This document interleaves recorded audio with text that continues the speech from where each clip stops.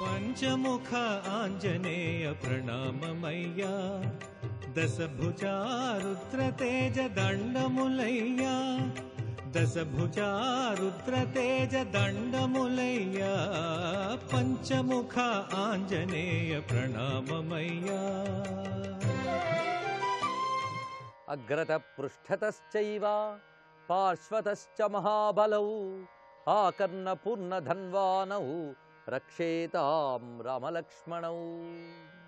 అతులిత బలధామం స్వర్ణశైలాభదేహం ధనుజవన కృశానుం జ్ఞానినామగ్రగణ్యం సకల గుణనిధానం వానరాణామధీశం రఘుపతి ప్రియభక్తం వాతజాతం నమామి, వాతజాతం నమామి. శివాయ గురవే నమః. శ్రీమాత్రే నమః. శ్రీ విష్ణురూపాయ నమః శివాయ. శ్రీరామ జయ రామ జయ జయ రామ. ఆంజనేయ స్వామి వారు ఇంద్రజిత్తు చేత బంధింపబడినట్లుగా ఆయన అక్కడ అభినయిస్తూ బ్రహ్మాస్త్రానికి కట్టుబడినట్లుగా నిలబడి ఉన్నాడు. ఆ తర్వాత అసురులు బంధించినటువంటి ఆ నార తాళ్లకు కూడా బంధింపబడి ఆయన రావణుని యొక్క సభాభవనంలోకి ప్రవేశించాడు. ఆయన ప్రవేశంతోనే ఆ సభలో ఉన్న వారందరూ ఆశ్చర్యపోతున్నారు. పైగా రావణుడికి కూడా ఈయన గాని రుద్రడా అన్న భావం కలిగిందట. ఇదొక దివ్యమైనటువంటి విషయం. ముఖ్యంగా ఆంజనేయ స్వామి వారికి ఈ బ్రహ్మాస్త్ర బంధం కట్టినప్పుడే ఆయన దానికి తల వంచాడు, గౌరవించాడు. గౌరవించి అది నిజంగా బంధించకపోయినప్పటికీ కూడా బంధించినట్లుగా దానికి లొంగి ఉన్నాడు. ఇది బ్రహ్మదేవుని గౌరవించడంలో ఒక భాగంగా ఆయన స్వీకరించాడు. పైగా బ్రహ్మాది దేవతలందరూ ఆయనకు బాల్యంలోనే వరమించారు, తమ తమ అస్త్రశస్త్రములు ఏమీ చేయవు అని. అంతేకాదు ఆంజనేయ స్వామి వారు సర్వదేవతాత్మకుడు. ఈ విషయాన్ని వాల్మీకి అనేక కోణాల్లో మనకు స్పష్టం చేస్తున్నాడు. ముఖ్యంగా సుందరకాండలో అడుగడుగునా కనబడుతుంది. అంతలోనే ఆయన వినయాన్ని సౌమ్యతని చూపిస్తాడు, అంతలోనే ఒక వీరత్వాన్ని ప్రతాపాన్ని చూపిస్తాడు. అన్ని రకాల దైవీ లక్షణములు కూడా ఆంజనేయ స్వామిలో దర్శనమిస్తూ ఉంటాయి. అందుకే ఆ బ్రహ్మాస్త్రముచే ఆయన గౌరవింపబడి బద్ధుడైనట్లుగా రావడంలోనే ఆయన యొక్క సర్వదేవతాత్మకమైన ఒక లక్షణం గోచరిస్తున్నది. ఇలాంటి ఘట్టములు ఎందే దైవత్వాన్ని మనం దర్శించాలి. ఆంజనేయ స్వామి యొక్క వీరత్వం అసుర సంహారంలో చూపించాడు. ఇంత ఉన్నవాడు అంత అయి అసురులందరినీ దునుమాడాడే. అక్కడే అన్నమయ్య కీర్తనలో చెప్పినట్లుగా పెరిగినాడు చూడరో పెద్ద హనుమంతుడు. ఒక్కసారి పెరిగి విజృంభించాడు. పైగా ఆయన చూపించిన వీరత్వం అన్నదే ఆయన ఏకవీరుడు. ఆయన ముందు ఏ ఒక్కరూ నిలబడలేరు, మరొకరు సహాయం అవసరం లేదు, తాను ఒక్కడే మొత్తం పూర్తి చేయగల పని. అటువంటి వాడు ఒక్కడే ఏకాంగ వీరుడు ఉర్వికి దైవమౌన ఎక్కడ హనుమంతునికి ఎదురా లోకము అంటారు అన్నమాచార్య. ఆయన ఏకాంగ వీరుడు అని ఒక అద్భుతమైన శబ్దాన్ని అన్నమయ్య ప్రయోగించాడు. అన్నమయ్య కీర్తనల్లో హనుమదుపాసనకు సంబంధించి అనేక విశేషములు ఉన్నాయి. హనుమంతుడిపై నరసింహునిపై ప్రత్యేకమైన కీర్తనలు రచించాడు అన్నమయ్య. ఇది కేవలం కవితా చమత్కారం కాకుండా ఉపాసనాపరమైన విశేషాలు చెప్పాడు. ఈ కీర్తనలో హనుమని సర్వదేవతాత్మకుడిగా చూపిస్తున్నారు. ఆ భావం కోసం ఇక్కడ చెప్పుకుంటున్నాం. ముందట నేలడి పట్టమునకు బ్రహ్మైనాడు, అందరి దైత్యల జంపి హరిపేరైనాడు, అంది రుద్రవీర్యము తానై హరుడైనాడు, ఎందున హనుమంతునికి ఎదురా లోకము. ముందట ఏలడి పట్టమునకు బ్రహ్మైనాడు. రానున్న కల్పానికి ఈయనే బ్రహ్మదేవుడు అవుతాడు అని మనకు పురాణముల్లో చెప్పబడుతున్నాయి. హనుమంతుడికి భవిష్యత్ చతురాననుడు అని నామం ఉన్నది. అంటే కాబోయే బ్రహ్మదేవుడు అని. రానున్న కల్పమున కానున్న బ్రహ్మ ఆంజనేయ స్వామి వారు. అందుకు ఈయనలో ఆ బ్రహ్మత్వ లక్షణం ఉంది గనకనే ఇక్కడ ఆ బ్రహ్మాస్త్రం ఆయన్నేమీ చేయలేకపోతున్నది. ఆయనలోనే ఆ బ్రహ్మ యొక్క లక్షణం ఉంది. పైగా చిరంజీవిగా ఇప్పటికీ ఉన్నాడు స్వామి. ఈ స్వరూపంతోనే తర్వాత కల్పంలోని ఆయన చతురాననుడు కాబోతూ ఉన్నాడు. అందుకే రానున్న కల్పంలో కాబోయే బ్రహ్మదేవుడు గనక బ్రహ్మత్వం ఉన్నది. పైగా అసుర సంహారం చేసినప్పుడు విష్ణుత్వాన్ని చూపించాడు. ఎందుకంటే అసుర సంహారం అంటే విష్ణువే.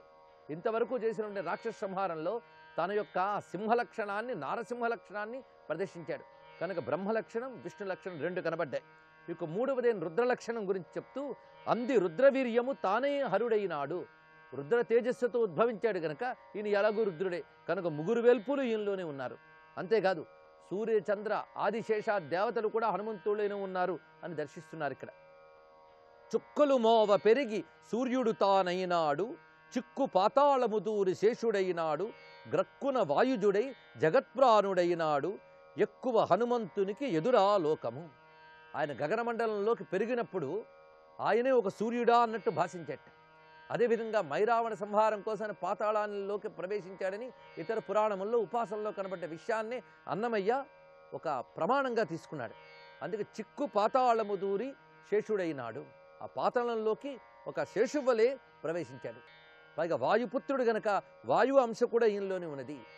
ఇలాగా సూర్య, శేష, వాయు 3 లక్షణములు ఉన్నాయి. జలధి పుటమెగిసి చంద్రుడు తానైనాడు. ఆయన ఆ సముద్రంపై ప్రవేశించి వచ్చేటప్పుడు మధ్యలో సముద్రంలో దూరేడు కూడా ఆయన, అక్కడ అసుర సంహారం మొదలైనవి చేసేటప్పుడు. అలాగా ఆ జలధిలోకి వెళ్ళి పైకి వచ్చినప్పుడు ఎలా ఉన్నాడంటే చంద్రుని వలె ప్రకాశించాడు. చలగి మేరువు పొంత సింహమైనాడు, బలిమి శ్రీ వెంకటేశు బంటై మంగాంబుదియి. ఈయన హనుమంతునికి ఎదురా లోకము. ఇలా ఈ హనుమంతునికి ఎదురా లోకము కనుకనే హనుమంతుని ముందు ఎవరు నిలవలేరు అనే విషయాన్ని అన్నమయ్య కీర్తనలో చెప్పారు. ఇక్కడ కూడా కట్టుబడి రావడం తన సంకల్పం చేతన వచ్చాడు, కానీ ఆయన ఎవరు బంధించి ఈడ్చి తీసుకురాలేదు. అందుకు ఈ విషయాన్ని ఇక్కడ స్మరించుకున్నాం. హనుమంతుని యొక్క ఎక్కడా కూడాను ఓటమి లేనటువంటి ప్రతాపమూర్తిని ఇక్కడ స్మరించుకుంటున్నాం. ఈ విధంగా వచ్చినటువంటి ఆంజనేయ స్వామి వారిని చూసి మొత్తం సభలో ఉన్నటువంటి రాక్షస వీరులందరూ అనుకుంటున్నారట, ఇతడు ఎవరో, ఎక్కడి నుంచి వచ్చాడో, అసలు చూస్తూ ఉంటేనే సామాన్యుడు కాడనేది తెలుస్తున్నది అని ఇలా చర్చలు జరుగుతున్నాయి. ఈ లోపల రావణాసుడికి మహా కోపంగా ఉన్నది. నన్ను ఇన్ని విధాలుగా దెబ్బతీసినటువంటి వాడు వీడే కదా అని చూసేట. ఎందుకంటే పుత్రులు పోయారు, మంత్రులు పుత్రులు పోయారు. అటువైపు తన యొక్క బలము బలగము ఎంతో దెబ్బతింది. పైగా ఎంతో చక్కగా పెంచుకున్నటువంటి అశోకవనమంతా కూడా ధ్వంసమైంది. కనుకనే ఏమిటితడు అని చూసేట రావణాసురుడు. సదదర్శ మహాతేజ రావణ కపిసత్తమం రక్షోభివికృతాకారై కృష్యమానమితస్తత. రాక్షసులు వికృతాకారము కలిగి ఉంటే రాక్షసులు తాళ్లు పట్టుకుని ఇటు అటు లాగుతూ ఉంటే కదిలి వస్తున్నటువంటి ఆ మహాతేజస్వరూపుడైన కపిసత్తముణ్ణి చూసి ఆశ్చర్యచకితుడై అనుకుంటున్నట్ట రావణాసురుడు. తేజోబల సమాయుక్తం తపంతమేవ భాస్కరం. ఇతడు మహా తేజస్సుతో ఉన్నాడు కదా అని. అయితే హనుమంతుడిని చూసి ఇక్కడ రావణాసురుడు ఎంత ఆశ్చర్యపోయాడో అదేవిధంగా రావణాసురుడిని చూసి హనుమంతుడు కూడా అంత ఆశ్చర్యపోయాడు. ఇక్కడ రావణాసురుడు కొలువులో ఎలా ఉన్నాడో వర్ణిస్తున్నారు. హనుమంతుడు కనబడుతున్నాడు. అనేక మంది వీరులు అక్కడ ఉన్నారు, సామంతులు మంత్రులు ఉన్నారు. ముఖ్యమైనటువంటి మంత్రుల్ని దగ్గర కూర్చోబెట్టుకున్నట్ట రావణాసురుడు. వాళ్ళు ప్రధానంగా 4 ఉన్నారు. దుర్ధరుడు, ప్రహస్తుడు, మహాపార్శ్వుడు, నికుంభుడు. వీళ్ళు మంత్రతత్వవేత్తలు అన్నారు. మంత్రతత్వవేత్తలు అంటే రాజ్యాంగపరమైనటువంటి రహస్య సమాలోచనలు, వ్యూహరచనలు దిట్టలు వీళ్ళు. అటువంటి వారు 4. ఈ 4 మధ్యలో ఉన్నవాడు ఎలా ఉన్నాడంటే 4 సముద్రాల మధ్య భూమి ఎంత విస్తారంగా ఉంటుందో అదేవిధంగా ఈ 4 మంత్రుల మధ్య విస్తారమైన స్వరూపంతో ఉన్నట్టు రావణాసురుడు. పైగా మహాతేజంతో ఉన్నాడు. ఆ కొలువే చాలా కళకళలాడుతున్నది. అనేక మంది వీరులు, అనేక మంది మేధావులు, అనేకమైనటువంటి బలగంతో ఉన్నటువంటి సామంతులు వీరందరూ ఉన్నారు. అటువంటి ఈ మహానుభావుడైన రావణాసురుని చూసి భ్రాజమానం తతో దృష్ట్వా హనుమాన్ రాక్షసేశ్వరం మనసా చింతయామాస తేజసా తస్య మోహిత. హనుమంతుడంతటి వాడు కూడా రావణ్ణి తేజస్సు చూసి ఆశ్చర్యచకితుడయ్యాట. పైగా ఎలా ఉంది తేజస్సు అంటే తపంతమేవ భాస్కరం, జ్వలిస్తున్న సూర్యుని వలె ఉన్నాడు రావణాసురుడు. అది చూసి హనుమ అనుకుంటున్న మాట, అహో రూపం, అహో ధైర్యం, అహో సత్వం, అహో ద్యుతి, అహో రాక్షసరాజస్య సర్వలక్షణయుక్తత. ఆహా, ఏమి రూపము, ఏమి ధీరత్వము, ఏమి బలము, ఏమి వర్చస్సు, అన్ని సులక్షణాలే ఉన్నాయి ఇతని శరీరంలో. ఇలా చూడగానే అలా పోల్చుకోగలిగే హనుమంతుని యొక్క మేధాశక్తిని మనం మర్చిపోరాదు.